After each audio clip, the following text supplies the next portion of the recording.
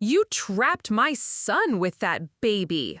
My mother-in-law Monica screamed across the elegant restaurant, her voice cutting through the anniversary celebration like a blade. I calmly set down my champagne flute and reached into my purse. "You're absolutely right about the timing, Monica," I said, pulling out the ultrasound photo, "but not in the way you think." The moment I walked into Bellacorte, the upscale Italian restaurant where my husband Cory and I were supposed to be celebrating our second wedding anniversary, I knew this wasn't going to be the romantic evening I'd imagined. Before we jump back in, tell us where you're tuning in from, and if this story touches you, make sure you're a subscriber, because tomorrow, I've saved something extra special for you. Tell us a duh. The hostess had seated us at a large circular table in the center of the dining room. Strange, since I'd specifically requested our usual intimate corner booth when making the reservation. Even stranger was seeing Monica Gilmore, my mother-in-law, already seated at the table with a glass of wine, her steel gray hair pulled back in what I'd come to recognize as her battle mode bun. "Surprise!" she called out with theatrical warmth that didn't reach her cold blue eyes. "I thought it would be lovely for family to celebrate together." Her emphasis on the word family sent an immediate chill down my spine. Monica had made it clear from day one that she didn't consider me worthy of that designation. Cory appeared equally surprised, his dark eyebrows furrowing as he glanced between his mother and me. "Mom, what are you doing here? We didn't—" His words died as Monica's sister Erica emerged from the restroom, followed by Cory's cousin Ricky and his wife Phoebe. This wasn't a surprise. It was an ambush. The table had been arranged with military precision. Monica commanded the head position, with clear sightlines to every other seat. Erica, her faithful lieutenant, sat to her immediate right, while Ricky and Phoebe flanked the opposite side. They'd left exactly 2 chairs available, directly across from Monica, like defendants' seats in a courtroom. The spacing was too calculated to be coincidental. "Sit, sit," Monica gestured imperiously toward our designated spots. "I've already ordered wine for the table. The Chianti Classico you love, Erica." Not the Pinot Grigio I preferred, of course, not that anyone had asked. As we settled into our chairs, I caught the subtle glances passing between the assembled family members. Erica kept checking her phone with nervous frequency, while Phoebe's usual chatty demeanor had been replaced by uncomfortable silence. Ricky, normally the family peacemaker, couldn't seem to meet my eyes. They all knew something I didn't. The server approached with practiced professionalism, but I noticed how Monica waved him away when he started to hand us menus. "We'll need a few more minutes," she declared, her voice carrying an authority that suggested this evening would follow her script entirely. "So," Monica began, her manicured fingers drumming against the white tablecloth, "how are you feeling, dear?" The question seemed innocent enough, but her gaze dropped pointedly to my still flat stomach. At barely 8 weeks pregnant, I wasn't showing yet, but somehow Monica knew. We hadn't told anyone about the pregnancy except my own mother, and I'd sworn her to secrecy until after the first trimester. My blood ran cold. "I'm fine, thank you for asking." I kept my voice steady, though my mind raced. How could she possibly know? "Oh, I'm sure you are," Monica replied with a smile that reminded me of a shark sensing blood in the water. "Pregnancy can be so overwhelming, especially when the timing is so—" She paused dramatically, letting the word hang in the air like a sword over my head. Cory's hand found mine under the table, his grip tense. "Mom, what are you talking about?" But Monica wasn't finished. She opened her designer handbag with theatrical precision and withdrew a manila folder, placing it on the table between us like evidence in a trial. "I think we need to have a very honest conversation about timing, Greta." The restaurant buzzed with evening diners around us, couples sharing romantic meals, families celebrating birthdays, business associates closing deals over dessert. The normalcy of their conversations created a surreal backdrop to whatever Monica was orchestrating. A waiter passed our table carrying a flaming dessert, and for a moment, the orange glow illuminated Monica's face with an almost demonic intensity. Erica leaned forward, her voice dropping to a conspiratorial whisper. "We've all been doing some math, dear, and the numbers just don't add up." I felt Cory's grip on my hand tighten. His confusion was genuine. He had no idea what his family was planning. That knowledge hurt almost as much as their accusations. My husband of 2 years, the man who'd promised to protect me from exactly this kind of family drama, was as blindsided as I was. "What math?" I asked, though part of me already suspected where this was heading. Monica's smile widened, revealing teeth that suddenly looked predatory. "Well, you announced your pregnancy to us 3 days ago. According to what you told Cory, you're 8 weeks along." She opened the manila folder with surgical precision. "But I've been keeping track of certain details." From the folder, she produced what appeared to be a calendar, covered in her neat handwriting. Dates were circled in red ink, with notes scrawled in the margins. My stomach dropped as I realized she'd been tracking my menstrual cycle, my work schedule, even the nights when Cory had business trips. "According to my calculations," Monica continued, her voice gaining strength and volume, "there's a very specific window when this conception would have occurred. And Cory," she turned her predatory gaze toward her son, "you were in Denver that entire week for the Silas Corporation merger. Remember? You called me every night complaining about the long hours and boring hotel room." The accusation hit the table like a bomb. Ricky actually gasped, while Phoebe's hand flew to her mouth in theatrical shock. Erica nodded with grim satisfaction, as if a long-held suspicion had finally been confirmed. Cory's face went white, then red, then white again. "Mom, you can't seriously be suggesting—" "I'm not suggesting anything," Monica interrupted, her voice rising just enough to capture the attention of nearby diners. "I'm stating facts. Mathematical, indisputable facts." The folder yielded more evidence. Printed emails showing Cory's hotel confirmations in Denver, restaurant receipts time-stamped during the supposed conception window, even a photo of him at a client dinner on what Monica had calculated as the critical date. My heart hammered against my ribs, but a strange calm settled over me, because Monica Gilmore had made one crucial error in her elaborate trap. She was absolutely right about the timing, just not in the way she thought. The ultrasound photo in my purse felt like it was burning a hole through the leather. The date stamp that would destroy her carefully constructed narrative was clear as day, if only she'd been smart enough to actually look at it properly. "You trapped my son with that baby." Monica's voice finally erupted, her composure cracking like ice in spring. Every head in the restaurant turned toward our table, conversations stopping mid-sentence as diners stared at the family drama unfolding before them. I reached into my purse with steady hands, my fingers closing around the ultrasound photo that would change everything. The paper felt smooth and cool, carrying the weight of truth that would shatter Monica's world. "You're absolutely right about the timing, Monica," I said, my voice carrying clearly through the suddenly silent restaurant, "but not in the way you think." The silence that followed my words stretched like a taut wire ready to snap. Monica's triumphant expression flickered with the first hint of uncertainty, but she quickly masked it with renewed aggression. Around us, the restaurant had transformed into an unwitting theater with dozens of strangers now invested in our family drama.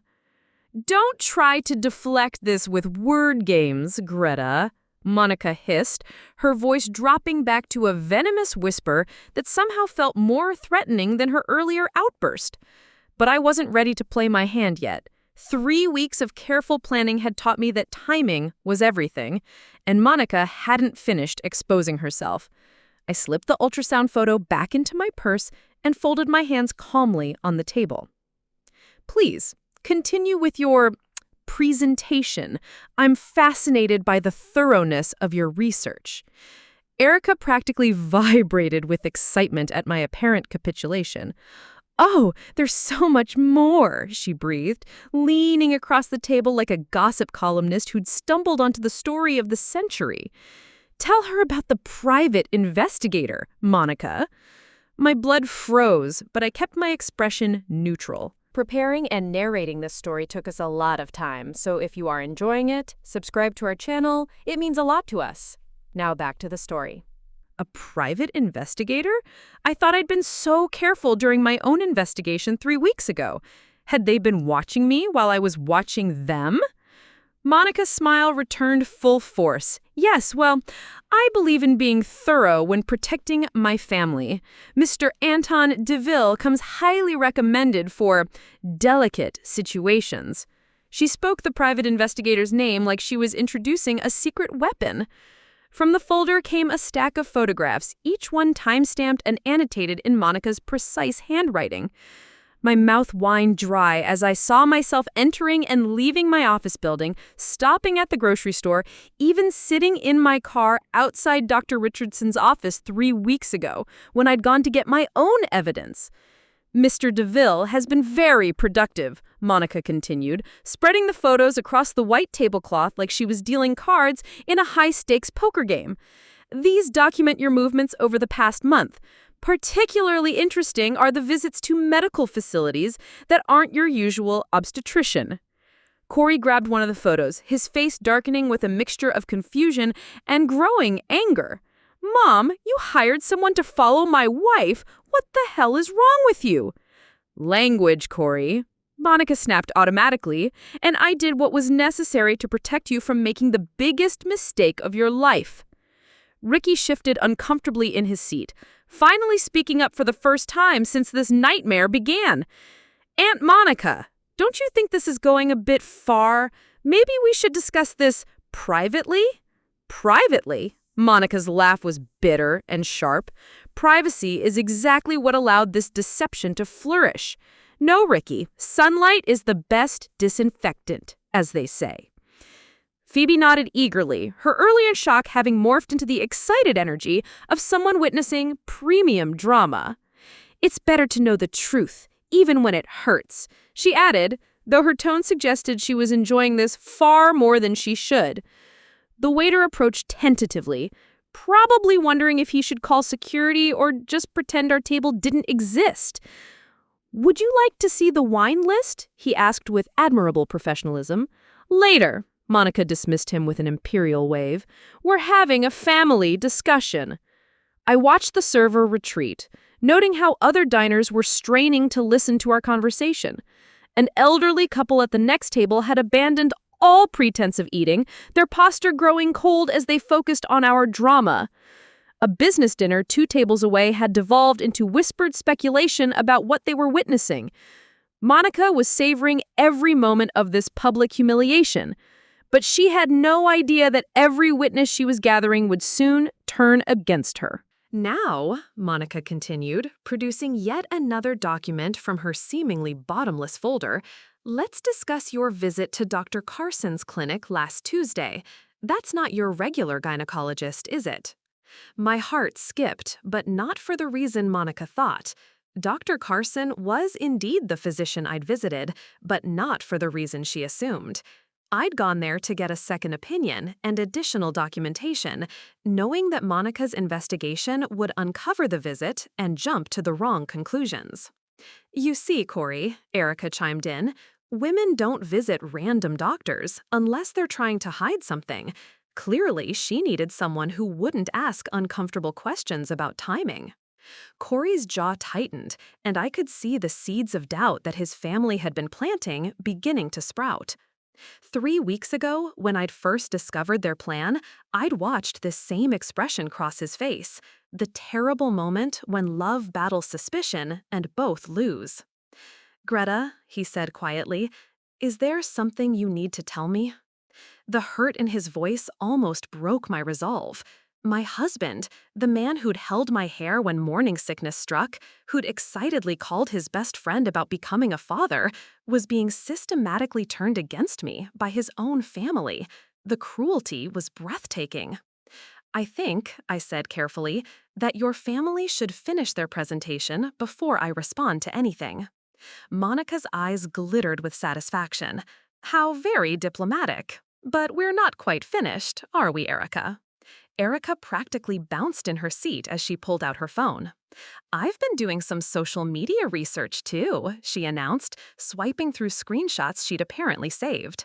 Look at this Facebook post from 6 months ago. The phone screen showed a photo I'd completely forgotten about, a casual snapshot from a work happy hour where I was holding a martini glass and laughing with colleagues. The date stamp clearly showed it was from 3 months before my wedding to Cory. And here, Erica continued, producing another photo, is one from your bachelorette party. Same man in the background of both photos. I squinted at the screen, recognizing my former colleague, Jake, who transferred to the Portland office months ago. In the happy hour photo, he was barely visible in the background. In the bachelorette photo, he wasn't even looking at our group, just happened to be in the same restaurant. That's Jake Morrison, I said flatly. He worked in our accounting department until he transferred to Oregon. Convenient that he's no longer around to verify that story, Monica replied smoothly. Men have been known to come back for unfinished business. The implication was so ridiculous that I almost laughed. Jake was happily married with 3 kids and about as romantically threatening as a golden retriever. But I could see how Monica had crafted her narrative, weaving innocent coincidences into a web of fictional infidelity. Around us, the restaurant had essentially become our audience.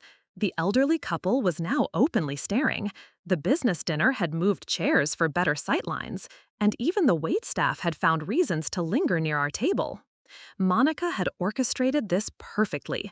Maximum witnesses for what she believed would be my complete social destruction. The irony was delicious. "Are you quite finished?" I asked, checking my watch with deliberate casualness. "Because I have something to show all of you, something that might change your perspective on timing." Monica's confidence wavered slightly, but Erica jumped in with renewed venom. What could you possibly show us that would explain away mathematical impossibility? I smiled for the first time since sitting down. Oh, you'd be surprised what a simple date stamp can reveal. The atmosphere at our table had shifted from tense to electric, like the air before a thunderstorm. Monica's confidence remained steady, but I caught the micro-expression that flickered across her face when I mentioned the date stamp, a split second of uncertainty quickly buried beneath layers of practiced superiority. "Date stamps can be manipulated," Erica said quickly. "Digital documents aren't reliable evidence anymore. Anyone with basic computer skills can alter them." It was a telling response. Too quick, too defensive. They'd clearly discussed this possibility during their planning sessions, which meant they knew their evidence wasn't as ironclad as they were pretending. Monica leaned back in her chair, studying me with the calculating gaze of a chess player who just realized her opponent might not be the amateur she'd assumed. "You seem remarkably calm for someone whose deception has been exposed so thoroughly." "Should I be hysterical?" I asked, taking a deliberate sip of my water. "Would that make you feel better about ambushing your son's pregnant wife at what was supposed to be our anniversary dinner?" Cory's face was a battlefield of competing emotions. I could see him wrestling with the evidence his family had presented versus the woman he'd fallen in love with and married. The fact that he was struggling at all hurt more than I'd expected, but I reminded myself that Monica had been working on him for weeks before tonight. "The timing really is problematic," Phoebe said softly, attempting to play the role of concerned family member rather than eager spectator. 8 weeks would put conception right during Cory's business trip. You have to understand how that looks." "I understand exactly how it looks," I replied. "The question is whether anyone cares how it actually is." Ricky cleared his throat uncomfortably. "Maybe we could discuss this somewhere more private. People are starting to stare." "Let them stare," Monica declared, her voice rising again. "I'm not ashamed of protecting my son from a woman who trapped him with another man's child." The accusation hung in the air like a physical presence. Several nearby diners had given up all pretense of eating, their meals forgotten as they focused on our family drama. A young couple at the bar had actually turned their stools to face our table, treating us like dinner theater. I reached into my purse again, my fingers finding the ultrasound photo that would demolish Monica's carefully constructed narrative. But something made me pause.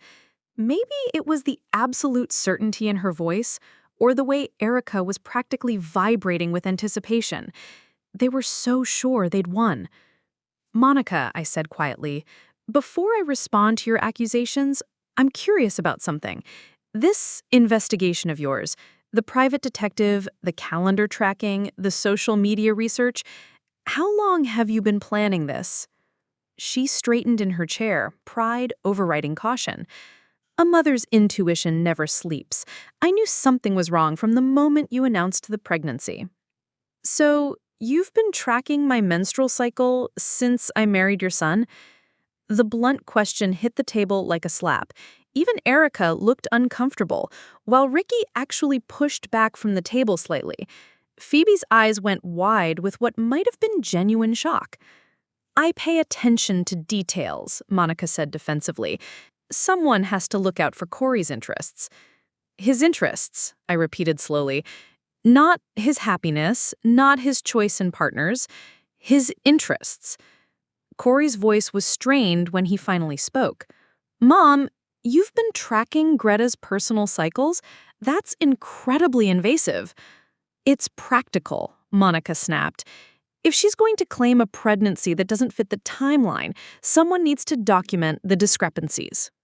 I felt a surge of satisfaction. Monica was starting to reveal the true scope of her obsession, and even her allies were beginning to look disturbed. The elegant restaurant around us buzzed with whispered conversations as other diners absorbed what they were hearing. "Tell me," I continued, "did your private investigator, Mr. DeVille, uncover anything else interesting during his surveillance?" Monica's smile returned, sharp as a blade. "Oh, yes. Your little shopping trip to the pharmacy 3 weeks ago was particularly enlightening. Emergency contraception purchases don't typically coincide with pregnancy announcements." The lie was so bold, so completely fabricated, that I almost admired her audacity. But I could see how it would play to an audience that already wanted to believe the worst about me.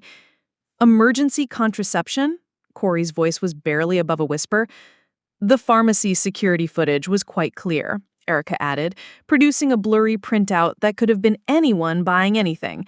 "Date and time-stamped, just like you mentioned." I studied the grainy image, noting how conveniently unclear the figure's face was. Either their private investigator was remarkably incompetent, or this was a complete fabrication. Given how thorough the rest of their evidence was, I suspected the latter. "That's interesting," I said mildly, "because I haven't been to a pharmacy in over a month. My prenatal vitamins were prescribed by my doctor and delivered directly to my office." "Lies come so easily to you," Monica sighed dramatically. "It's almost impressive." The waiter appeared again, this time with what was clearly the manager, a distinguished man in an expensive suit who looked deeply uncomfortable with the drama unfolding in his establishment. "Is everything all right here?" the manager asked diplomatically. "Some of our other guests have expressed concern about the volume of your discussion." Monica turned her imperial gaze on him. "We're having a private family conversation. Surely your establishment values family, Mr. Hoffman," he replied stiffly. "And we absolutely value all our guests' comfort, which is why I'm hoping we can resolve this matter quickly." I could see Monica calculating whether to push back or play the victim. The decision showed on her face like cards being dealt. She chose martyrdom. "Of course," she said, dabbing at her eyes with her napkin, though I hadn't seen any actual tears. "It's just so difficult when you discover your son has been deceived by someone he trusted." Mr. Hoffman's expression shifted to uncomfortable sympathy, exactly as Monica had intended. She was playing the room like a violin, building her narrative with an audience of strangers who would remember only the broad strokes. Pregnant woman accused of infidelity, heartbroken mother-in-law, confused husband. But Monica had made one crucial mistake in her performance. She'd become so focused on the audience that she'd forgotten about the evidence I was still holding. "Actually, Mr. Hoffman," I said, standing slowly from my chair, "I think we can resolve this matter right now. Would you mind if I shared something with the table? Something that might clarify the timeline issue that seems to be causing so much confusion?" Mr. Hoffman shifted nervously, clearly regretting his intervention. "Perhaps a private dining room would be more appropriate for family discussions?" "No," Monica said firmly, her hand shooting out to grip my wrist as I reached for my purse. Her grip was surprisingly strong, her manicured nails digging into my skin hard enough to leave marks. The gesture was possessive, controlling, and clearly visible to every witness in the restaurant. I didn't pull away, instead meeting her eyes with steady calm. "Of course," I said softly. "Transparency is so important in family relationships, isn't it?" Something in my tone made Monica's grip loosen slightly, but she didn't let go. Erica leaned forward eagerly, while Ricky looked like he wanted to disappear entirely. Phoebe was filming with her phone now, not even bothering to hide it. Before Greta attempts to muddy the waters with whatever fabricated evidence she's prepared, Monica announced to the growing audience, I think everyone should understand the full scope of her deception. She reached into her seemingly bottomless manila folder and produced a thick stack of documents. "Bank statements," she declared, spreading them across the table like a dealer revealing a winning hand. "Notice the unusual activity? Large cash withdrawals on specific dates?" I glanced at the papers, recognizing my own account information. The violation of privacy was staggering, but what interested me more was how she'd obtained confidential banking records. That level of access required either sophisticated hacking or inside help. "Mom," Cory's voice was strained, "how did you get Greta's bank statements?" "A mother does what's necessary to protect her child," Monica replied smoothly, avoiding the question entirely. "Look at this withdrawal, $500 in cash, 2 days before you left for Denver, and another one here, the day after you returned." Erica nodded sagely. "Classic pattern for maintaining an affair. Cash transactions leave fewer digital traces." The accusation was so absurd that I almost laughed. Those withdrawals had been for the surprise anniversary trip to Napa Valley I'd been planning, the romantic getaway that was supposed to happen next weekend. The hotel required a cash deposit for their premium suite, and I'd withdrawn extra for wine tastings and dinners. All of which I could prove with receipts Monica apparently hadn't found. "Interesting theory," I said. "Do you have an explanation for this cash?" "I'm sure you'll come up with something creative," Monica replied. "You've had weeks to prepare your story." But she wasn't finished. From the folder came more evidence: printed emails, credit card statements, even what appeared to be medical records. The breadth of information was breathtaking and deeply illegal. "Your subscription to the pregnancy planning app," Erica read from a printout, "started 6 months ago, months before you claimed to have conceived." "Lots of women track their cycles," Phoebe gathered helpfully, "but combined with everything else." I felt Cory's stare boring into me, his confusion and hurt radiating like heat. The evidence was circumstantial, but damning when woven together by skilled manipulators. Every innocent action had been reframed as proof of deception. "The hotel records are particularly interesting," Monica continued, producing yet another document. "The Carson Hotel downtown. You've been there 3 times in the past 2 months. Always during lunch hours, always paying cash." This was news to me. I'd never been to the Carson Hotel, but the credit card statements Monica waved showed charges that clearly weren't mine. Either someone had cloned my card, or these documents were fabricated entirely. "I've never been to that hotel," I said flatly. "Of course you deny it," Erica sighed. "But the security footage doesn't lie." She produced a tablet, swiping to a video file that showed a woman entering a hotel lobby. The figure was about my height and build, but the image quality was too poor to make out facial features clearly. The timestamp showed dates when I'd been at work, in meetings with colleagues who could provide alibis. "That could be anyone," Cory said, studying the screen with growing skepticism. The clothing matches items from her closet, Monica replied smoothly. I've been documenting her wardrobe choices for the past month. The admission sent a collective shudder through our audience. Even the elderly couple at the next table exchanged disturbed glances. Monica had crossed from protective mother into stalker territory, but she seemed oblivious to how her behavior was being perceived. Mr. Hoffman cleared himself diplomatically. Perhaps we could move this discussion to our private event room. I'm afraid the other guests are learning valuable lessons about trusting the wrong people, Monica interrupted. Sometimes public accountability is the only way to stop destructive behavior. She turned back to me, her eyes blazing with righteous fury. You seduced my son with calculated precision, got pregnant immediately to lock him into marriage. And when that wasn't enough, you began your affair to ensure you'd have options no matter what happened. The narrative was sophisticated, internally consistent, and completely false. But I could see how it would convince anyone who didn't know the truth. Monica had painted me as a master manipulator while positioning herself as the protective mother who'd uncovered my schemes. The pregnancy announcement timing was perfect, wasn't it? Erica added. Right after Cory received his promotion. Right when his income doubled. Right when his stock options vested. More murmurs from our audience. They were building a financial motive now, suggesting I was a gold digger who'd trapped their golden boy. The crowd was eating it up like premium entertainment. And the affair provides perfect cover, Monica continued. If DNA tests ever become necessary, you can claim the timing was just unclear. Plant enough doubt to avoid definitive proof. Phoebe nodded enthusiastically. It's actually pretty clever, if you think about it. I felt the walls closing in, exactly as Monica had planned. Every piece of evidence built on the others, creating a narrative that seemed unshakable. The audience was convinced, Cory was wavering, and even Ricky looked like he believed his aunt's story. But Monica had made one critical error in her systematic attack. She'd become so focused on destroying me that she'd forgotten to consider what I might have discovered about her.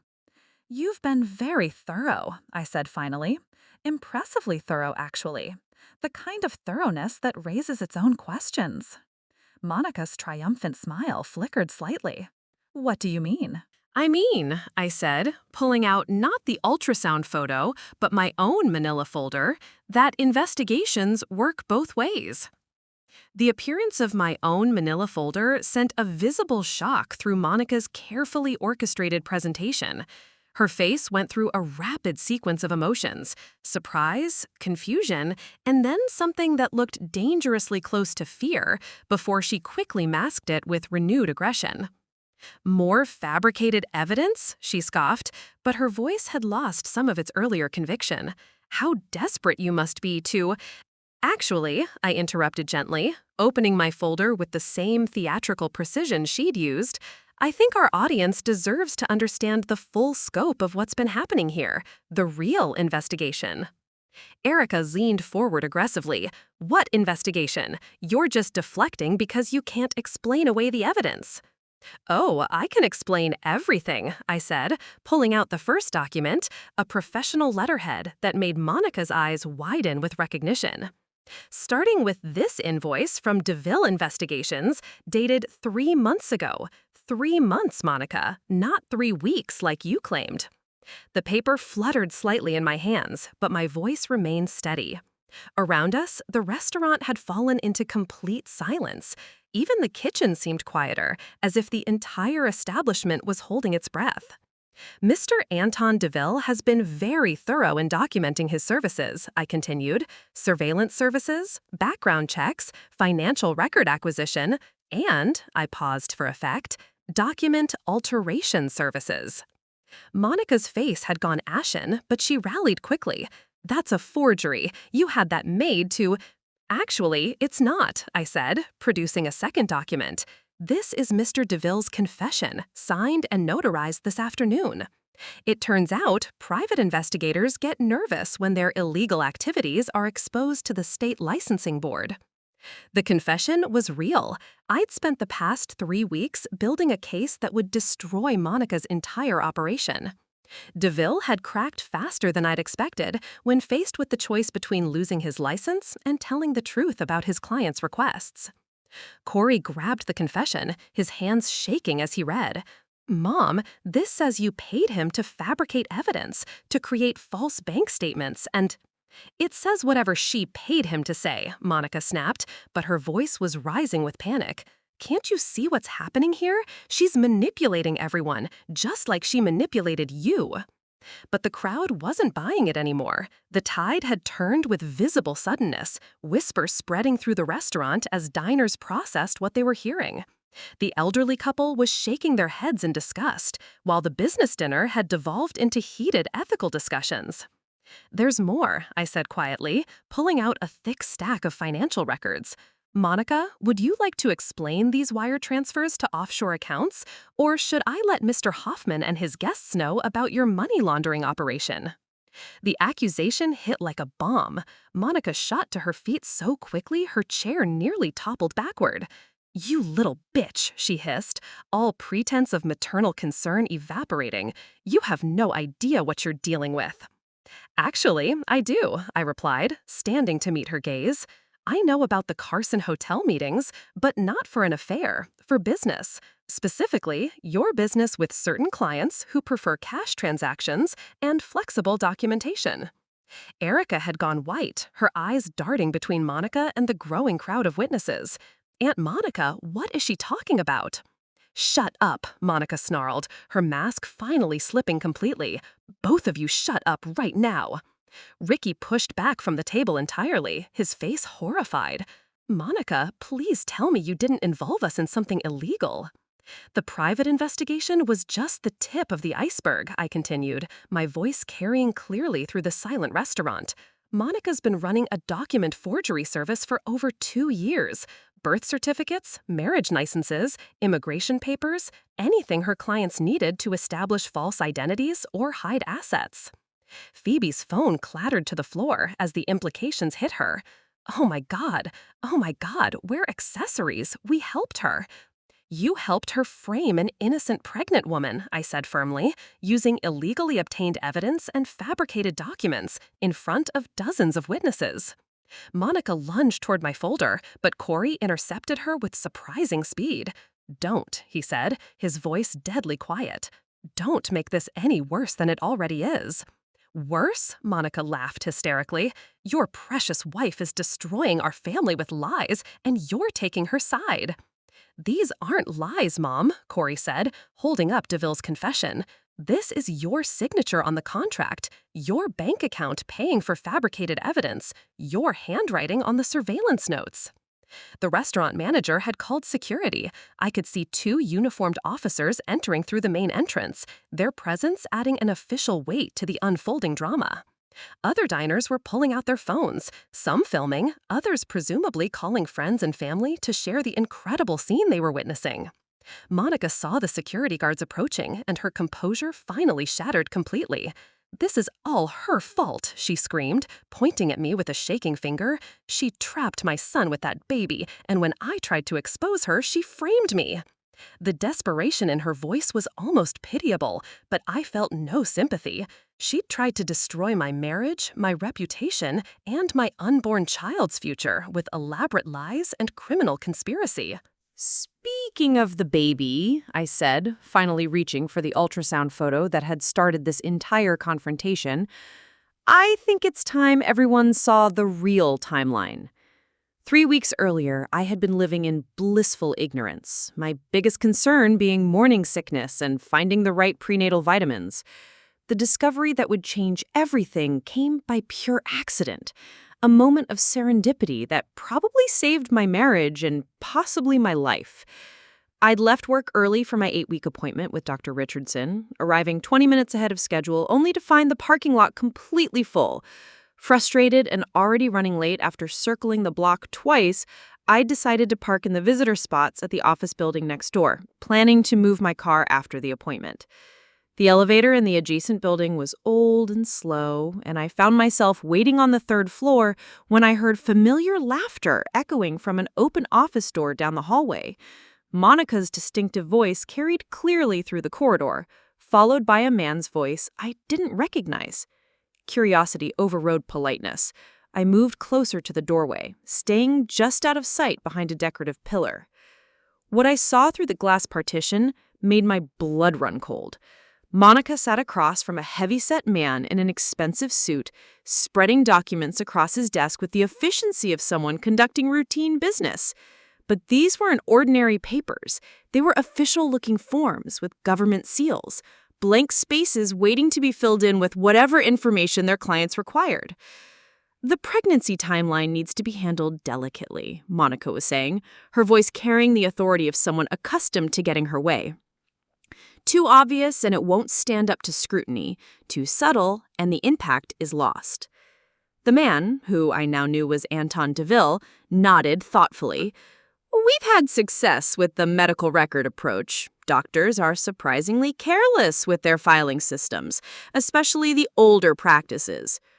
Perfect, Monica replied, sliding a thick envelope across his desk.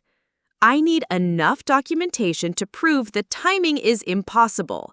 Bank records showing suspicious activity, medical visits that don't match her story, maybe some photographic evidence of inappropriate meetings.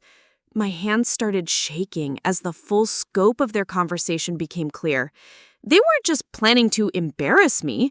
They were orchestrating a complete character assassination using fabricated evidence and forged documents.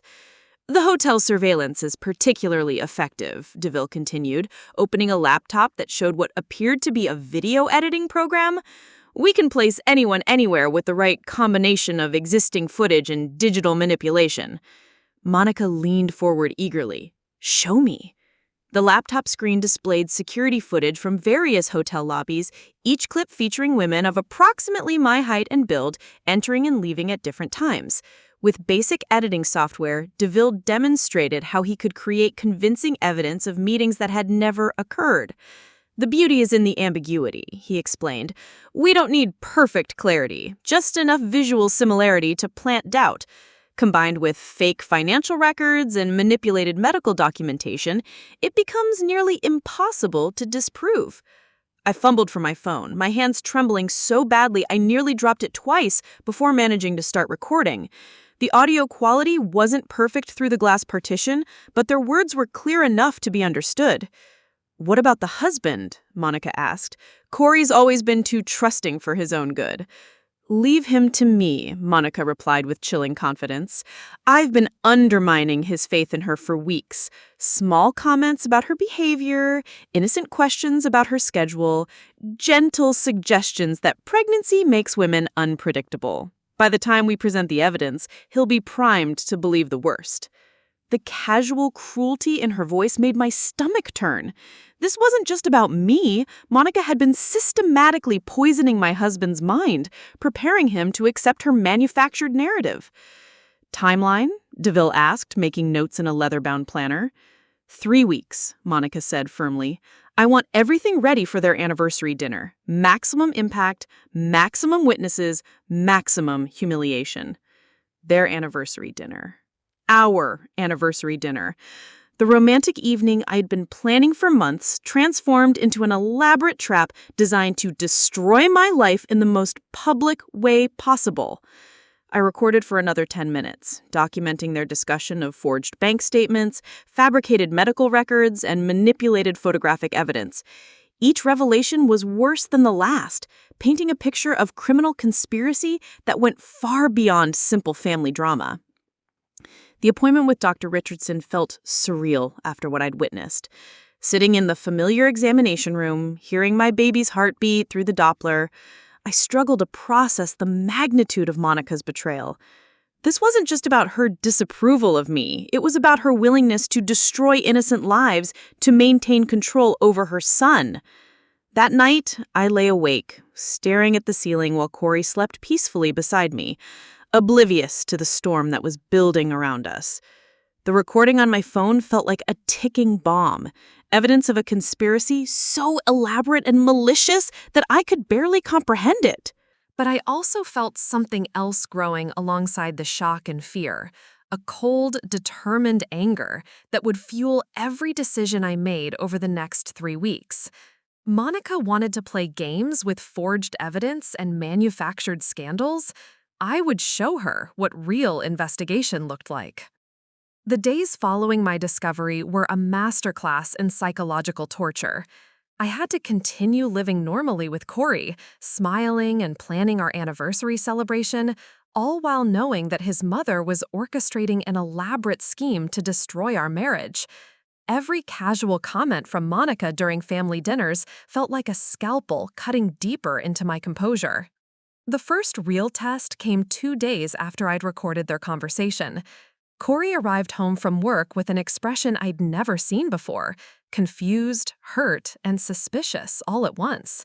He found me in the kitchen preparing dinner, the domestic scene suddenly feeling like a performance on a stage I hadn't known I was on. "Greta," he said carefully, setting his briefcase down with deliberate precision, "my mother mentioned something interesting today." My hands stilled on the vegetables I was chopping, but I kept my voice level. "Oh, what was that?" "She said she ran into Dr. Patterson at the grocery store. He mentioned you'd called his office asking about alternative timeline calculations for pregnancy dating." The lie was so smooth, so plausible, that I almost admired Monica's skill. Dr. Patterson was Cory's childhood physician, someone whose word carried automatic credibility with my husband. Of course, I'd never called his office about anything, but proving that would require accusations against his mother that I wasn't ready to make. "That's strange," I said, continuing with the vegetables to keep my hands busy. "I wonder why Dr. Patterson would think that." Cory studied my profile, searching for tells that would confirm his growing suspicions. Mom seemed pretty certain about the conversation. She said he was concerned about potential complications with early dating discrepancies. Each word felt like a small betrayal. My husband was testing me, laying traps based on his mother's manufactured evidence. The man who'd promised to trust and protect me was slowly being turned into another weapon in Monica's arsenal. "Cory," I said, finally turning to face him, "do you really think I would lie to you about something like this?" The question hung between us like a bridge neither of us wanted to cross. I watched him struggle with competing loyalties, his love for me against his lifelong trust in his mother. In that moment, I saw exactly how Monica's psychological manipulation was designed to work. "I don't know what to think anymore," he admitted, his voice breaking slightly. "The timing does seem unusual, and you have been acting differently lately." Of course I'd been acting differently. I was carrying the weight of his family's conspiracy while pretending everything was normal. The stress was eating me alive, but I couldn't explain the change in my behavior without revealing what I knew. "Pregnancy changes people," I said, weakly, hating how defensive I sounded. "Maybe," Cory replied, but his tone suggested he wasn't convinced. That night, I listened to him make a phone call he thought I couldn't hear. Standing in our bedroom, speaking in hushed tones to someone who was clearly his mother, discussing concerns about my behavior and inconsistencies in my story. "I just want to be sure," he whispered into the phone, "if there's any chance the timing is wrong." His voice trailed off, but I could imagine Monica's response. Gentle concern mixed with planted doubts, creating a narrative that positioned her as the voice of reason, protecting her son from a manipulative wife. The next morning brought a new psychological assault. Monica appeared at our door with fresh-baked muffins and a concerned expression that would have fooled anyone who didn't know her true nature.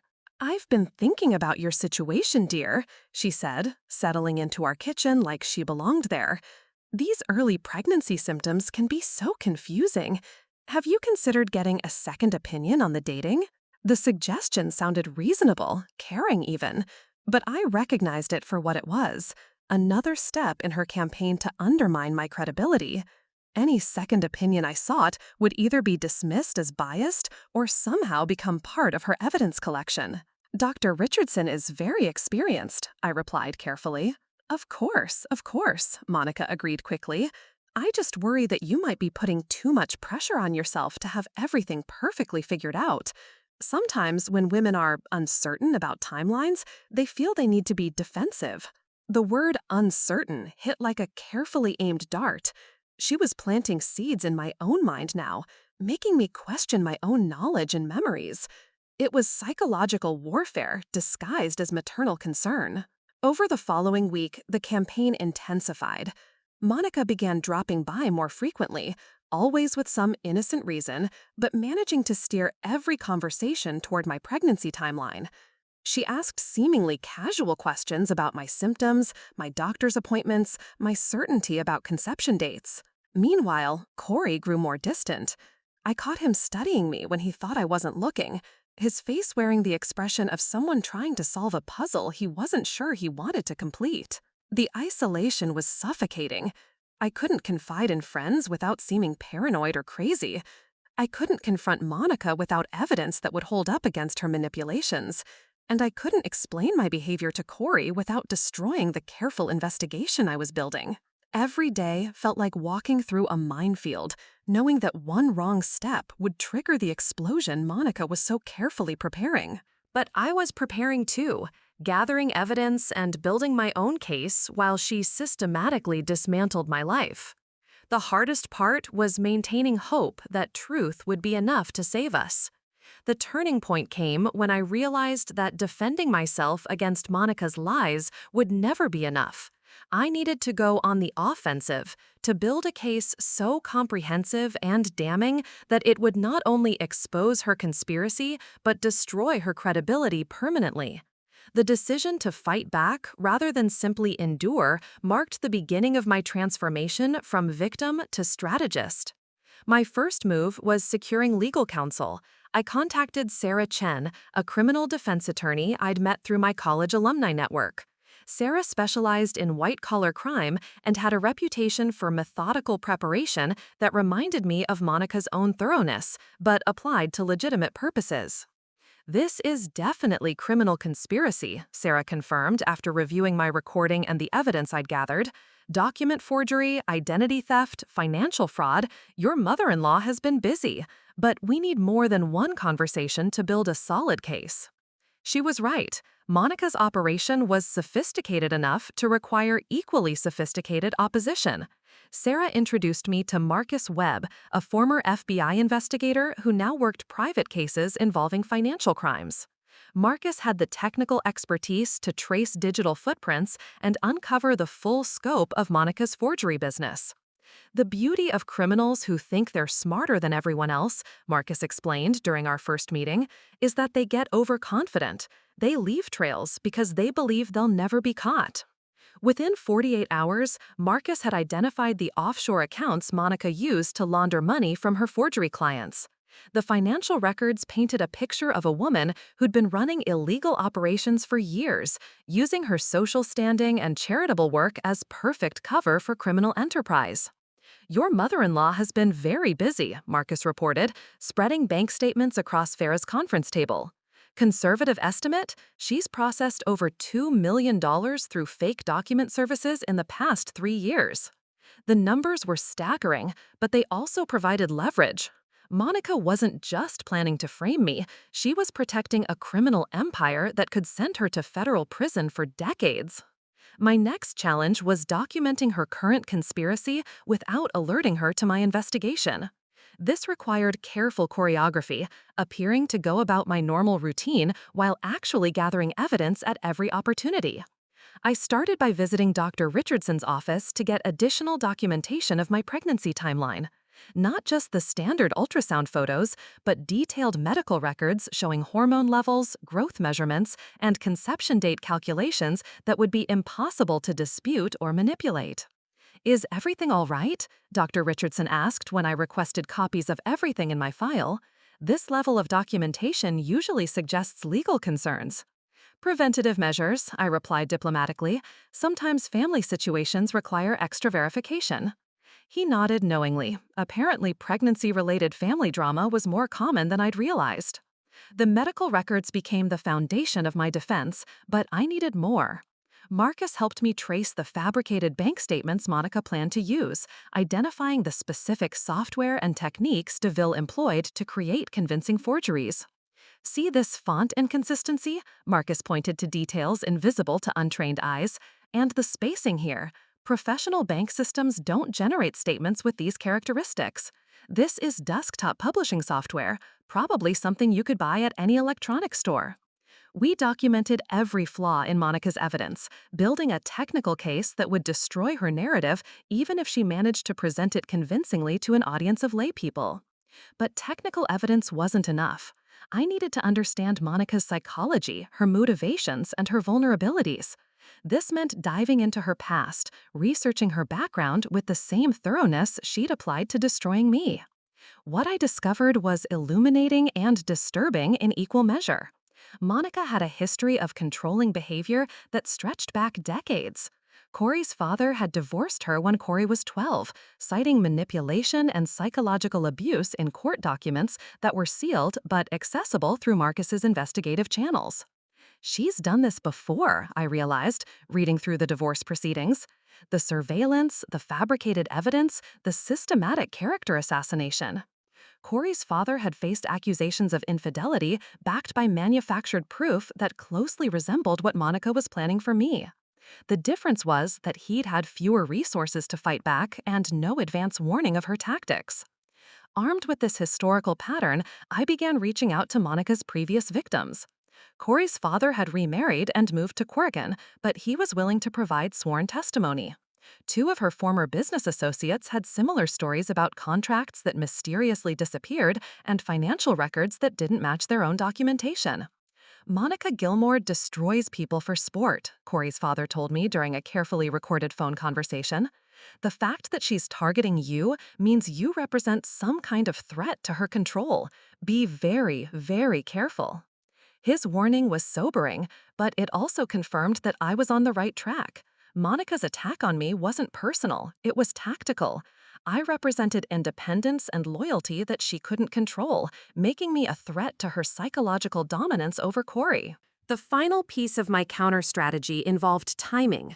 Monica had chosen our anniversary dinner as her stage for maximum humiliation. I would use the same venue to expose her crimes with maximum impact.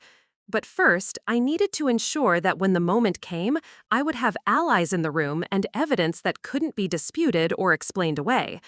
The trap was set. Now I just had to survive 3 more weeks of her psychological torture while pretending I suspected nothing. The final 3 weeks before our anniversary dinner became an elaborate performance where every interaction with Monica required Oscar-worthy acting. I had to appear increasingly vulnerable and defensive while secretly orchestrating the most important presentation of my life. The psychological strain was enormous, but knowing I held the truth gave me strength that Monica couldn't see or understand. My first priority was ensuring the right witnesses would be present at Bellacorte. Monica had planned her guest list carefully, stacking the deck with family members who would support her narrative and strangers who would remember only the spectacle. I needed to subtly influence the dynamics without arousing suspicion. The solution came through Cory himself. During one of our increasingly strained conversations about anniversary plans, I mentioned feeling nervous about celebrating in such a public place. Maybe we should invite a few close friends, I suggested carefully, just so I don't feel so exposed if other diners are watching us. Cory, already feeling guilty about his growing suspicions, jumped at the chance to make me more comfortable. Of course, who would you like to invite? Maybe Dr. Richardson and his wife. They're always asking about our plans, and he's been so supportive during the pregnancy. The suggestion was calculated. Having my obstetrician present would add medical authority to whatever revelations came. Great idea, Cory agreed. Anyone else? What about inviting some people from your office? Your promotion celebration got postponed, so we could combine it with our anniversary. Within hours, our intimate dinner had expanded to include 2 couples from Cory's engineering firm, my college roommate Jessica, who happened to be a paralegal, and Dr. Richardson with his wife. Each addition was strategic, professional witnesses who could provide credibility and legal expertise when needed. Monica seemed delighted by the expanded guest list when Cory mentioned it to her. More witnesses to my humiliation, she probably thought, not realizing she was walking into a carefully constructed courtroom. The second phase involved preparing my evidence presentation. Sarah Chen helped me organize everything into a compelling narrative that could be delivered quickly and effectively under pressure. You'll have maybe 10 minutes maximum before people lose interest or Monica tries to shut you down, Sarah warned. Every document needs to be immediately understandable. Every piece of evidence needs to tell a clear story. We created a presentation folder that mirrored Monica's own, professional, organized, and devastating.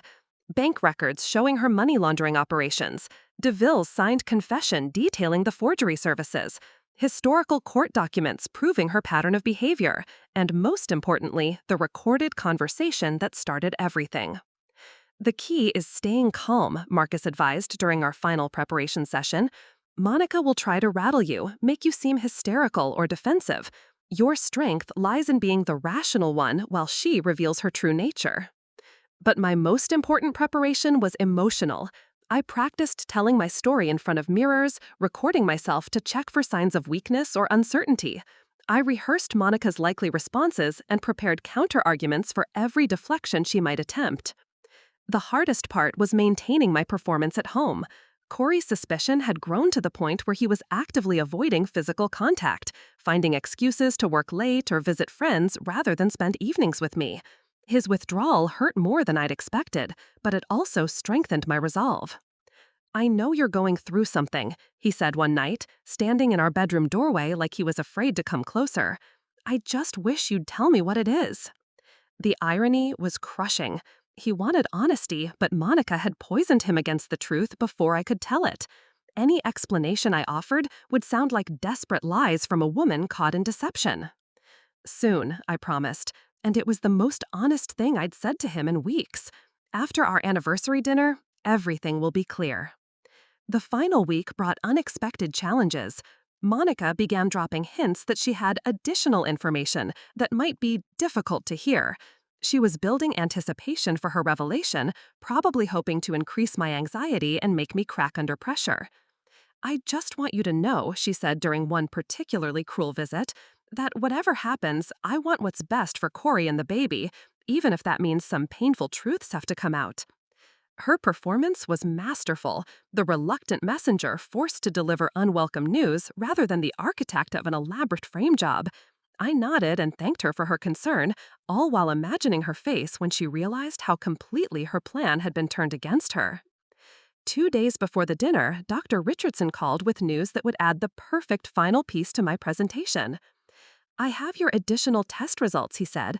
"The hormone progression analysis you requested shows a perfectly normal pregnancy timeline, very precise dating actually. Conception would have occurred within a 12-hour window." A 12-hour window that fell exactly in the middle of the romantic weekend Cory and I had spent at the mountain cabin 2 weeks before his business trip to Denver. The timing wasn't just provable, it was irrefutable. Monica had built her entire conspiracy around a timeline that medical science could demolish with mathematical precision. She had no idea what was coming. The night before our anniversary dinner, I lay awake listening to Cory's breathing, knowing it might be the last time we shared a bed for months or possibly forever. Not because of Monica's lies, but because of the magnitude of what I was about to reveal.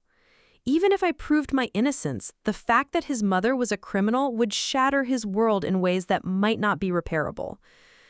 I slipped out of bed at 3 a.m. and made my way to the kitchen, where my presentation materials were hidden in what Monica would never think to search, the freezer, wrapped in aluminum foil behind frozen vegetables. The cold bit into my fingers as I retrieved everything, laying it out on the kitchen table like evidence in a war room. The ultrasound photos seemed to glow under the overhead light. The date stamps were clear, unambiguous, devastating to Monica's timeline theory. But more than that, they showed the curved spine and tiny limbs of my baby, our baby, who would grow up knowing that their grandmother had tried to destroy their family before they were even born. My phone buzzed with a text from Sarah Chen. "Legal documents filed with courthouse. If this goes south tonight, we're ready to move forward with charges immediately." The backup plan was crucial. Monica's crimes were serious enough to warrant federal investigation, but proving criminal conspiracy required either her confession or overwhelming evidence of intent. Tonight would provide both. Another message, this one from Marcus. DeVille is in protective custody. He's agreed to testify in exchange for immunity. Your mother-in-law's operation is finished either way. The knowledge that Anton DeVille was already cooperating with authorities gave me confidence, but also urgency. If Monica suspected that her accomplice had been compromised, she might accelerate her timeline or become desperate enough to try something more dangerous than public humiliation.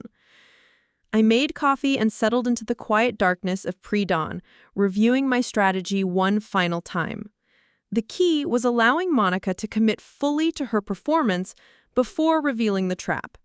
Every lie she told in front of witnesses would become evidence. Every piece of fabricated proof she presented would demonstrate premeditation.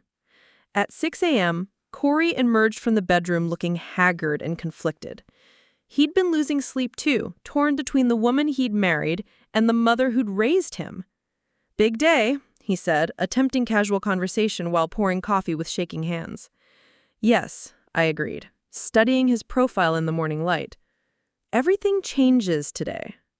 He glanced at me sharply, as if trying to decipher hidden meaning in my words. "Greta, if there's something you need to tell me—" "There is," I said honestly. "But it needs to wait until tonight. Some things require the right audience to be properly understood." The morning crawled by with excruciating slowness. Monica called twice, ostensibly to confirm dinner arrangements, but really to gauge my emotional state. I played the role of an increasingly nervous wife, giving her exactly the anxiety she wanted to see. "I'm just worried about the restaurant being so crowded. What if people overhear our private conversation?" "Don't worry, dear," Monica replied with barely concealed satisfaction. "Sometimes private matters need public resolution. People understand when families have difficult discussions." By afternoon, I was ready. The evidence was organized, my witnesses were briefed on their roles, and my emotional armor was as strong as I could make it. But there was one final preparation that required careful timing. At 4 p.m., exactly 3 hours before dinner, I called Monica. "I need to see you," I said, injecting just the right amount of desperation into my voice.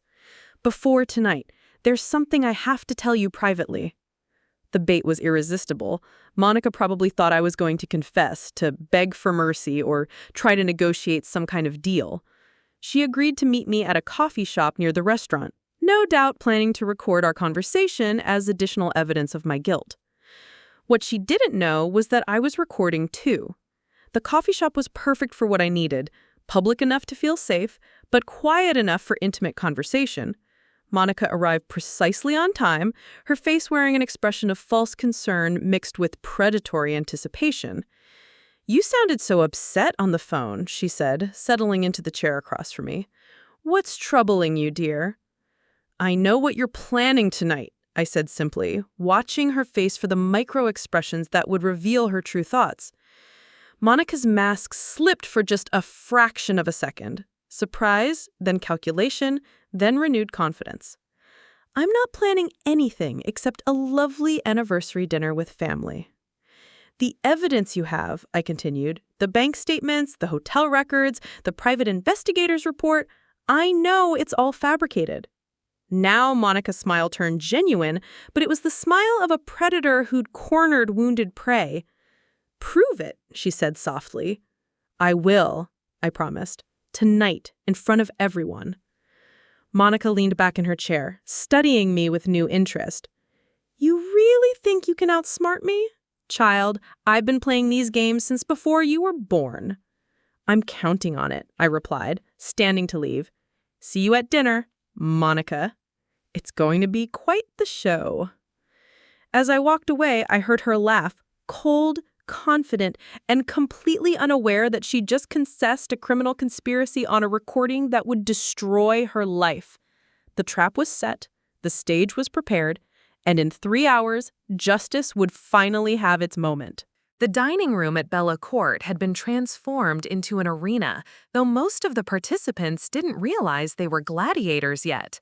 Monica had orchestrated the seating arrangement with military precision. Our table positioned in the center of the restaurant like a stage, with clear sightlines from every other occupied table.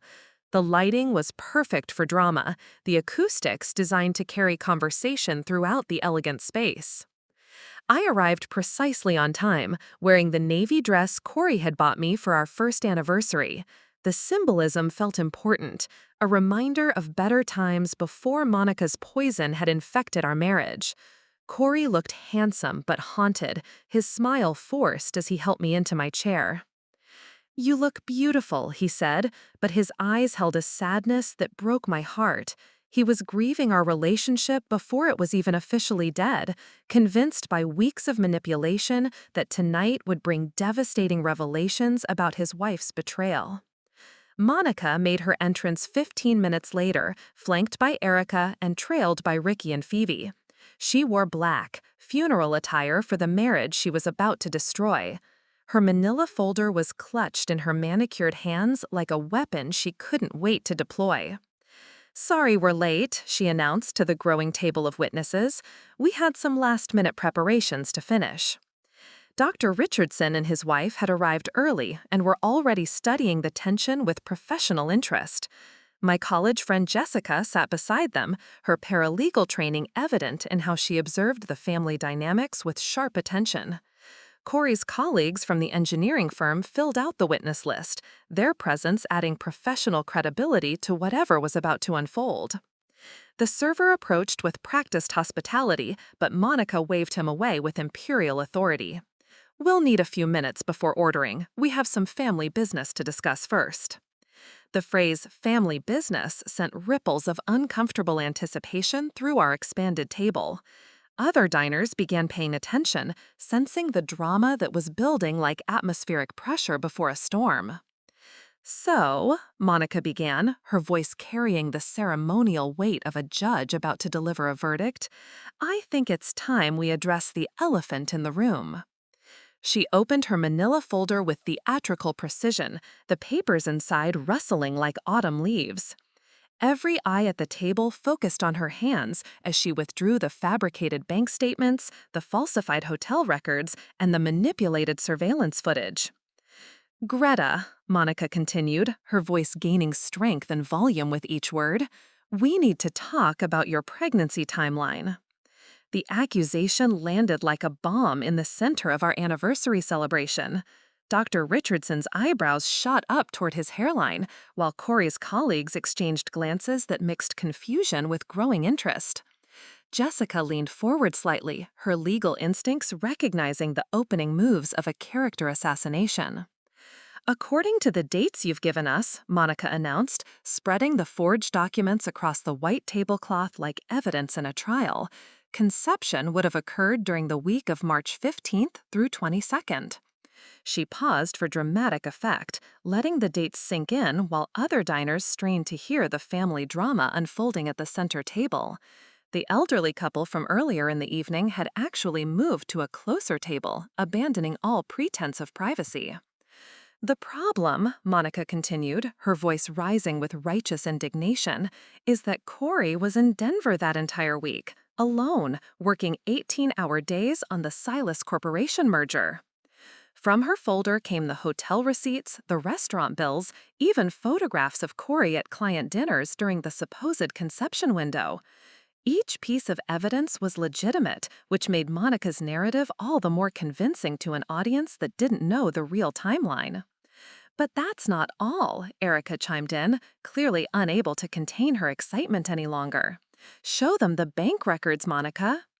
The fabricated financial statements appeared next, showing mysterious cash withdrawals and unexplained expenses during critical dates. To untrained eyes, they looked completely legitimate: professional letterhead, official formatting, convincing details that painted a picture of a woman maintaining a secret relationship. "And finally," Monica declared, producing the tablet with surveillance footage, "we have visual evidence of Greta's activities during my son's absence."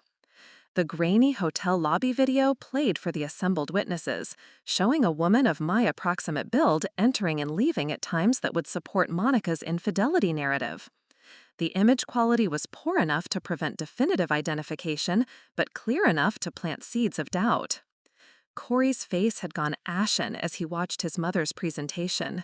Even knowing this was coming, seeing the manufactured evidence laid out so professionally was devastating.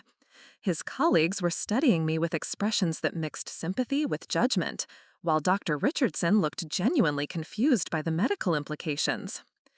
"This is all very concerning," Dr. Richardson said carefully, "but I'm not sure I understand what you're suggesting." Monica's smile turned predatory. "I'm not suggesting anything, doctor. I'm stating a fact." She turned her gaze directly to me, her eyes blazing with triumph. "My son's wife has been unfaithful, and the child she's carrying isn't his." The accusation hung in the air like smoke from an explosion. Every conversation in the restaurant stopped as diners processed what they'd just heard. Servers paused in their duties, management looked nervous, and our table became the unwilling center of a public spectacle that would be remembered and discussed for months. Monica had played her hand perfectly, building to this moment with devastating effectiveness. The evidence looked convincing, the presentation was flawless, and the audience was completely captivated. She had no idea that she just walked into the most carefully constructed trap of her criminal career. The silence that followed Monica's devastating accusation was deafening, broken only by the subtle clink of silverware from distant tables and the soft hum of restaurant ventilation. Every person at our table seemed frozen in tableau, processing the magnitude of what had just been alleged in such a public forum. I felt the weight of their collective stare like physical pressure against my skin. Dr. Richardson's confusion was genuine. The medical timeline Monica had presented contradicted everything in my official records. Jessica's paralegal training was evident in how she studied the documents spread across our cable, her expression suggesting she'd spotted inconsistencies that others had missed. Cory looked like he was drowning, his face cycling through emotions so rapidly I could barely catalog them. Betrayal, confusion, humiliation, and underneath it all, a growing anger at being put in this impossible position by the two women he was supposed to trust most. But I remained perfectly still, my hands folded calmly in my lap, watching Monica bask in what she believed was her moment of absolute triumph. She had orchestrated this perfectly. The public venue, the professional presentation, the devastating evidence that seemed impossible to refute. Her confidence was absolute. "Well," Monica demanded when the silence stretched beyond her comfort level, "don't you have anything to say for yourself?" I took a deliberate sip of my water, noting how the simple action drew every eye at the table. The power of remaining calm while others expected hysteria was intoxicating. When I finally spoke, my voice was steady and clear. "I'm impressed," I said simply. "The presentation was very thorough, very professional." Monica's eyebrows shot up in surprise. This wasn't the reaction she'd expected. No tears, no denials, no desperate attempts at explanation. Just calm acknowledgement that bordered on admiration. "Professional?" Erica sputtered. "We've just proven that you—" "Have you?" I interrupted gently, finally reaching for my own manila folder. The action sent a visible shock through her carefully constructed confidence. This wasn't in her script. "What is that?" Monica demanded, her voice carrying the first hint of uncertainty since the evening began. "Context," I replied simply. "The one thing your investigation seems to have missed." Cory leaned forward, his face showing the first spark of hope he'd displayed in weeks. "Greta, what are you talking about?" But I wasn't ready to reveal everything yet. Monica needed to commit fully to her narrative before I dismantled it piece by piece. The trap required her complete investment in the lies she'd constructed. "Monica," I addressed her directly, "before I respond to your accusations, I'm curious about something. This investigation of yours, It must have taken considerable time and resources. When exactly did you begin suspecting me of infidelity? The question caught her off guard. She had expected desperate denials or emotional breakdowns, not cross-examination from her intended victim. "A mother's intuition never sleeps," she replied, falling back on her earlier response. "I knew something was wrong from the moment I announced the pregnancy." "So you immediately hired a private investigator?" I gathered information as it became available, including accessing my private banking records. That's quite sophisticated for maternal intuition. Dr. Richardson was watching this exchange with growing fascination. His medical training recognized the precision of my questioning. Jessica had her phone out, probably taking notes or possibly recording. The business dinner 2 tables away had abandoned all pretense of their own conversation. "I did what was necessary to protect my son," Monica said, but her voice had lost some of its earlier conviction. "Of course," I agreed pleasantly. "Protection is so important in families. Which brings me to an interesting question about your evidence." I opened my folder and withdrew a single document, the confession I'd recorded that afternoon in the coffee shop. "Would you like to explain why you told me," and I quote, "I've been playing these games since before you were born"? What games were you referring to, Monica? The color drained from her face so rapidly I thought she might faint. Erica grabbed her aunt's arm, probably thinking the same thing. Around us, I could feel the shift in atmosphere as witnesses began to sense that the story had more layers than they had initially understood. That's taken out of context," she stammered. "Is it? Because I have the full recording here if anyone would like to hear the context." Cory's voice was barely above a whisper when he spoke. "Mom, what is she talking about?" But Monica had recovered some of her composure, rallying for what she probably thought would be her final attack. "She's trying to deflect attention from her own crimes by attacking me. It's exactly what guilty people do when they're cornered." "Crimes," I repeated thoughtfully. "That's an interesting word choice. Speaking of crimes, I wonder if everyone here knows about your business relationship with Anton DeVille." The name hit the table like a physical blow. Monica actually recoiled while Erica's wineglass slipped from her suddenly nerveless fingers. "I think," I said, standing slowly from my chair, "it's time everyone learned the truth about timing." The mention of Anton DeVille's name had transformed the atmosphere at our table from tense anticipation to electric dread. Monica's carefully constructed mask was beginning to crack, revealing glimpses of the panic underneath. But she wasn't finished fighting yet. "I don't know what you're implying," she said, her voice rising with forced indignation, "but I won't sit here and be attacked by someone who's trying to cover up her own infidelity." "Infidelity?" I repeated, savoring the word. Such a serious accusation. The kind that requires serious evidence.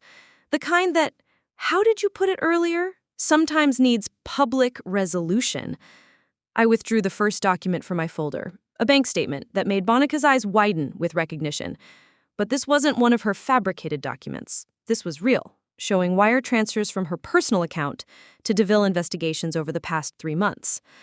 "Dr. Richardson," I said, addressing the medical professional whose presence had been so carefully orchestrated, "as an expert in pregnancy dating, what would you say about a timeline investigation that began 3 months before the pregnancy was even announced?"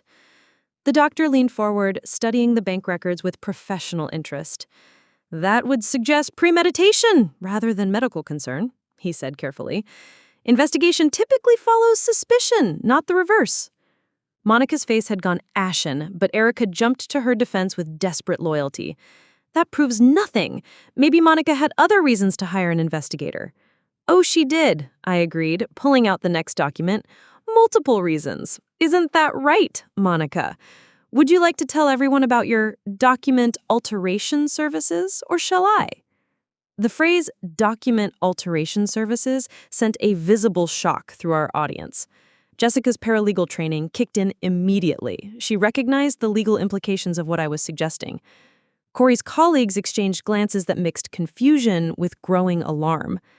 I have no idea what you're talking about, Monica said, but her voice was shaking now.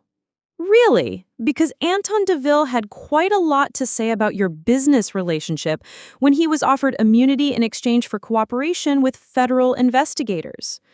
The word federal landed like a bomb. Several witnesses actually gasped audibly, while others leaned forward to ensure they didn't miss any details.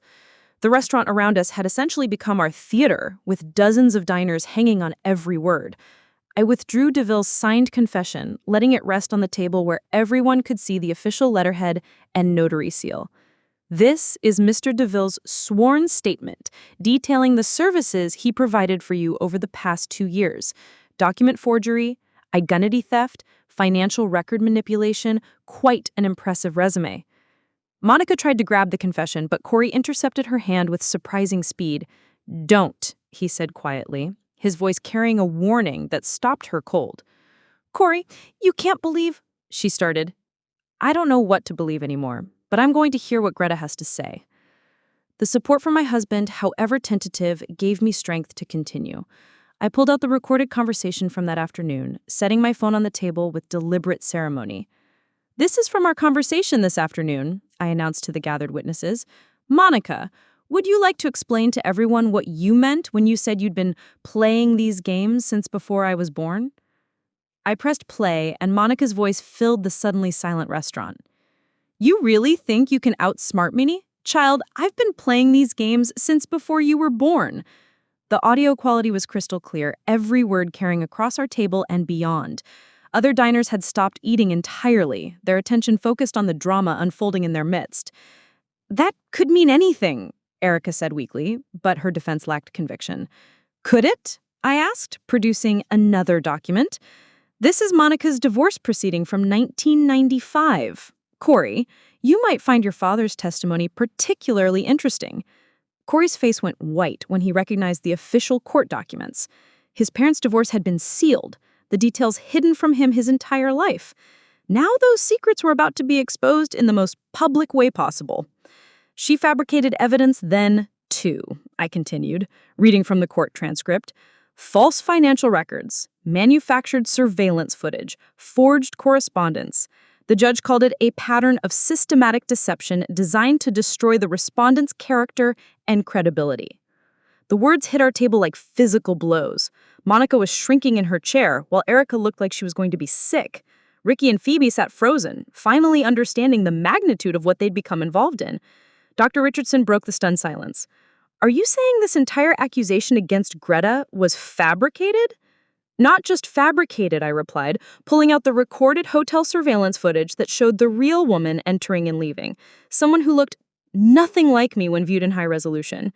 The tablet showed the enhanced footage, revealing that the woman in the lobby was actually one of DeVille's associates, filmed specifically to create false evidence. The deception was so elaborate, so professionally executed, that even the witnesses who'd believed Monica's presentation began to look disturbed. "My God," Jessica whispered, her paralegal training recognizing the scope of the conspiracy. Monica finally found her voice, but it came out as a desperate whisper. "You don't understand. I was protecting my family." From what? I asked. From your son's happiness? From his choice in partners? Or from losing control over his life? The question hung in the air like smoke from a controlled explosion, and I could see the exact moment when even Monica's staunchest supporters realized they'd be used as weapons in a criminal conspiracy. But I wasn't finished yet. The revelation that Monica had orchestrated similar destruction during her own divorce sent shockwaves through our assembled witnesses, but I could see she was still calculating escape routes. Criminals like Monica didn't surrender easily. They fought until every option was exhausted and every bridge was burned. "This is all circumstantial," she said desperately, grasping for any thread that might save her. "Coincidences and suppositions designed to make me look guilty when the real issue is my son's wife's infidelity." It was exactly the response I'd anticipated. Monica was doubling down on her original narrative, hoping that attacking my character would somehow deflect attention from her criminal conspiracy. She had no idea that I'd saved the most devastating evidence for last. "Circumstantial," I repeated thoughtfully, reaching into my folder one final time. "You're right that some evidence requires interpretation, but medical science tends to be more definitive. I withdrew the ultrasound photos that had started this entire confrontation, but not the standard prints I'd brought to previous appointments. These were enhanced images with detailed measurements, growth charts, and, most importantly, precise dating calculations that would be impossible to dispute. Dr. Richardson, I handed him the medical documentation, would you mind reviewing these hormone progression reports and dating calculations? I'm particularly interested in your professional opinion about the conception window. The doctor studied the documents with the thoroughness of someone whose career depended on accuracy. His eyebrows rose as he processed the detailed measurements and laboratory results. "This is remarkably precise," he said, his voice carrying the authority of medical expertise. "The hormone levels show a perfectly normal progression consistent with conception occurring between March 7th and March 8th. The dates hit the table like bullets. March 7th and 8th, the romantic weekend Cory and I had spent at the mountain cabin 2 full weeks before his business trip to Denver. The weekend where we'd decided to start trying for a baby, where we'd made love by the fireplace and dreamed about our future family." "That's impossible," Erica whispered, grabbing Monica's fabricated timeline. "According to our research, Cory was in Denver during the conception window." "According to your research," Dr. Richardson replied with professional precision, "the conception window was artificially shifted by nearly 2 weeks. These medical records show unambiguous proof that conception occurred while Mr. Gilmore was very much present and accounted for." I pulled out my phone and showed the screen to our audience. Photos from our mountain cabin weekend, time-stamped and geotagged, showing Cory and me hiking, cooking dinner, curled up by the fire. Every image proved he was exactly where he should have been during the actual conception window. "The real timeline," I said quietly, "shows a loving couple on a romantic getaway making the conscious decision to expand their family. Not an affair, not deception, not anything except 2 people in love creating new life together." Monica's world was collapsing in real time. Every piece of evidence she had carefully manufactured was being systematically destroyed by medical science and photographic proof. Her timeline was wrong, her surveillance was fabricated, and her entire conspiracy was unraveling in front of dozens of witnesses. "You trapped my son with that baby!" she screamed suddenly, her composure finally shattering completely. The accusation was so divorced from reality that several diners at nearby tables actually laughed. Here was a woman who'd spent months fabricating evidence of infidelity, suddenly claiming I'd trapped her son by getting pregnant during a romantic weekend we'd both planned and anticipated.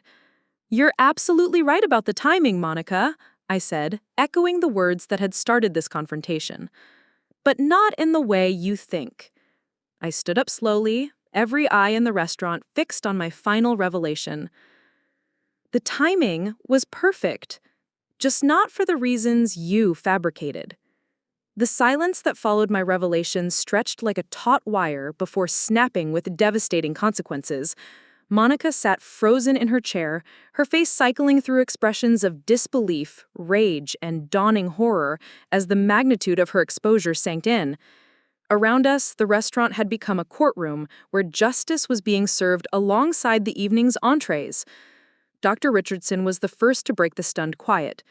"Mrs. Gilmore," he said, his professional authority cutting through the chaos, "are you telling me you fabricated medical evidence to frame a pregnant woman for infidelity?" The clinical precision of his question made Monica's crimes sound even more monstrous. Several diners at nearby tables actually gasped, while others pulled out their phones to call friends and family about the incredible drama they were witnessing. "I was protecting my son," Monica whispered, but the words sounded hollow even to her own ears. "By committing federal crimes?" Jessica demanded, her paralegal training recognizing the serious legal implications. "Document forgery, identity theft, financial fraud? You're looking at decades in prison." The word prison seemed to snap Monica out of her stunned state. She lunged across the table trying to grab my evidence folder, but Cory caught her wrist with reflexes I'd never seen before. "Stop," he said quietly, his voice carrying a finality that made everyone freeze. "Just stop." Monica stared at her son's hand restraining her, probably seeing for the first time that she'd lost him completely. Not just his trust or his affection, but his fundamental belief in who she was as a person. "Cory, you have to understand," she started. "I understand that you hired criminals to destroy my wife," he interrupted, his voice growing stronger with each word. "I understand that you've been lying to me for months. I understand that you tried to make me believe the mother of my child was unfaithful when you knew she wasn't." Erica began crying, not tears of sympathy, but the panicked sobs of someone realizing they'd become an accessory to serious crimes. "I didn't know," she kept repeating. "Monica, you said you had proof. You said you were protecting the family." "You all helped," I said quietly, looking around the table at Monica's accomplices. "Every one of you participated in a criminal conspiracy to destroy an innocent woman's reputation." Ricky pushed back from the table entirely, his face green with nausea. "We need lawyers. God, we all need lawyers." The restaurant manager appeared with 2 security guards, their presence adding official weight to the unfolding drama. Other diners were openly filming now, the story destined to spread through social media within hours. "Ma'am," the manager said diplomatically, "I'm afraid we're going to need to ask your party to leave. Several guests have complained about the disturbance." But Monica wasn't ready to surrender. In a final desperate gambit, she stood up and addressed the entire restaurant, her voice carrying with theatrical desperation. "This woman seduced my son and trapped him with a pregnancy," she announced to the crowd. "She's a manipulator who destroys families for money." The accusation fell flat in the face of overwhelming evidence to the contrary. Instead of sympathy, Monica received stares of disgust and disbelief from an audience that had witnessed her systematic deception being exposed. "Actually," Dr. Richardson said, rising to his full professional authority, "this woman is carrying a baby conceived in love during a planned romantic weekend. The only manipulation here has been yours." His medical testimony, delivered in front of dozens of witnesses, was the final nail in Monica's social coffin. The consequences were immediate and devastating, spreading through the room like wildfire as the truth replaced the lies Monica had worked so hard to construct. Her reign of psychological terror was over. The 3 months following that catastrophic dinner at Bellacorte passed like scenes from someone else's life. Monica's social destruction was swift and complete. Within 48 hours, the story had spread through our entire community with the efficiency of a wildfire in drought season. The video footage captured by restaurant patrons became local legend, shared and reshared until everyone knew about the mother-in-law who'd tried to frame her pregnant daughter-in-law with fabricated evidence. The legal consequences followed just as quickly. Federal investigators, armed with DeVille's cooperation and my documented evidence, moved against Monica's forgery operation with devastating efficiency. Her offshore accounts were frozen, her assets seized, and her passport confiscated pending trial. The woman who'd once commanded respect in charity circles and social clubs now faced 23 federal charges and the very real prospect of spending her remaining years in prison. Erica disappeared entirely, moving to another state under cover of night when she realized her association with Monica had made her unemployable in our city. Ricky and Phoebe managed to avoid criminal charges by cooperating fully with investigators, but their marriage didn't survive the stress of being connected to such a public scandal.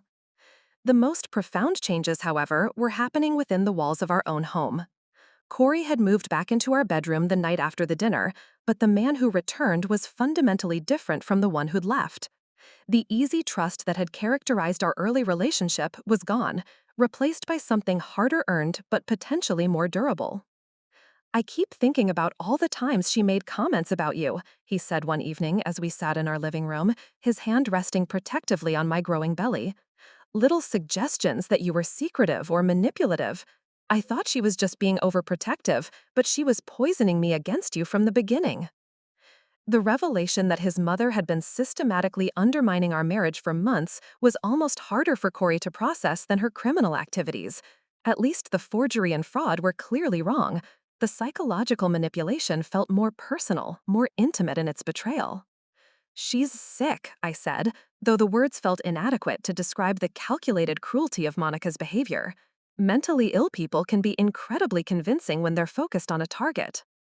But even as we worked to rebuild our relationship, the damage lingered in ways that surprised us both. Cory developed an almost obsessive need to verify information, double-checking facts and cross-referencing sources in ways that would have seemed paranoid before his mother's deception. I found myself studying his reactions for signs of doubt, hyper-aware of any hesitation that might suggest lingering suspicion. The pregnancy, ironically, became our bridge back to each other. Every doctor's appointment provided new evidence of our baby's healthy development. Every ultrasound reinforced the timeline that had exposed Monica's lies. When we learned we were having a daughter, Cory cried with a mixture of joy and relief that suggested he was finally beginning to heal. "She'll never meet her grandmother," he said that day, his voice carrying both sadness and determination. "But maybe that's for the best. Some family traditions need to end." The legal proceedings continued in the background of our recovery, but Monica's fate was never really in doubt. The evidence was overwhelming, her accomplice was cooperating, and her pattern of behavior stretched back decades. Her conviction was inevitable. The only question was whether she'd accept a plea bargain or force a trial that would further expose her crimes to public scrutiny. In the end, she chose the plea bargain, probably hoping to minimize the humiliation of having her methods dissected in open court. Our daughter Emma was born on a crisp November morning, 6 months after Monica's conviction and sentencing. As I held her against my chest in the hospital room, studying her perfect features that carried traces of both Cory and me, I felt a profound sense of completion that had nothing to do with revenge and everything to do with truth finally being allowed to flourish. Monica received 15 years in federal prison, a sentence that effectively meant she would never be part of her granddaughter's life. The judge, a stern woman in her 60s, had been particularly harsh in her sentencing remarks, noting that Monica's crimes weren't just about fraud and forgery, but about the deliberate destruction of family bonds for personal control. The defendant showed no remorse, Judge Harrison had said, and demonstrated a pattern of manipulation spanning decades. Her actions endangered not just financial institutions and government agencies, but the psychological well-being of her own family members. Cory attended the sentencing hearing alone. I had chosen not to go, partly because of my advancing pregnancy, but mostly because I had no interest in watching Monica's final performance. Some chapters of our story needed to close without my participation. "She looked smaller," Cory told me that evening, his voice carrying a mixture of sadness and relief. Broken, almost, like the prison uniform had shrunk more than just her body. But even as we found peace with Monica's absence, her impact on our lives continued in unexpected ways. Cory developed an almost protective fierceness about our small family that sometimes surprised me with its intensity. He installed security cameras around our house, researched background check services, and maintained detailed files about our financial records and medical history. "I won't let anyone threaten what we've built," he explained when I asked about his new vigilance. "Not family, not friends, not anyone." The experience had taught us both that evil could wear the mask of love, that destruction could masquerade as protection. But it had also shown us the power of truth when it's carefully documented and strategically revealed. I kept the manila folder from that night at Bellacorte, stored in our home safe alongside our other important documents.